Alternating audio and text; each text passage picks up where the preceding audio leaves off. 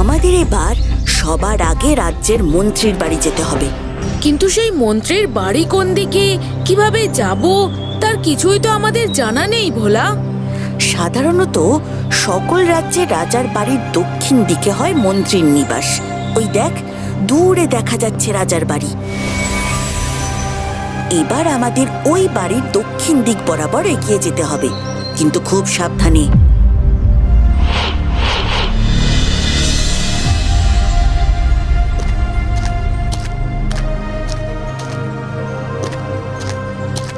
আচ্ছা, এই 3 খুদের তাহলে এত সাহস যে আমি বৃদ্ধ সেজে এদের সাবধান করে দেওয়ার পরেও এরা রাজ্য ছেড়ে তো গেলই না, উল্টে আমার বাড়ির দিকেই এগিয়ে আসছে।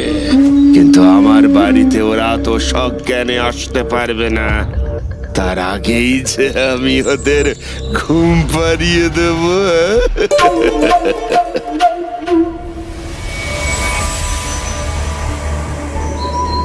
এই কালো ধোঁয়ার সংস্পর্শে এলেই ওরাও বাকিদের মতো ঘুমিয়ে থাকবে, আর সেই ঘুম থেকে ওঠার আগেই জাদুকর ভীমানির কথা মতো আমি ওদেরকে নিকেশ করব।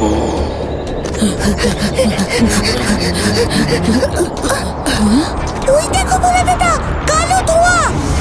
তার মানে আমাদের ধারণাই ঠিক, এই ধোঁয়া মন্ত্রীর বাড়ির দিক থেকেই আসছে। কিন্তু এই ধোঁয়া আমাদের শরীর ছুলে আমরাও যে ঘুমিয়ে পড়বো ভোলা, তার কি হবে? কিচ্ছু হবে না। শোন, ধোঁয়া আমাদের শরীরে ঢুকতে পারবে একমাত্র নাক দিয়ে। আমরা যদি নাক কাপড় দিয়ে ঢেকে নিই, তাহলে যতই ওই ধোঁয়া আমাদের ছোঁয়ার চেষ্টা করুক না কেন, আমাদের কিচ্ছু করতে পারবে না।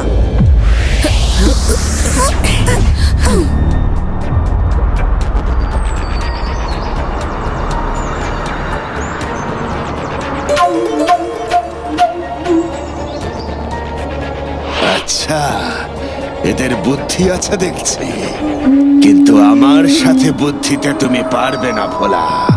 ধোঁয়া তোমাদের কাবু করতে না পারলেও আমার বিশ্বস্ত পালোয়ান সৈন্যরা তোমাকে ঠিক কাবু করবেই করবে। প্রহরী!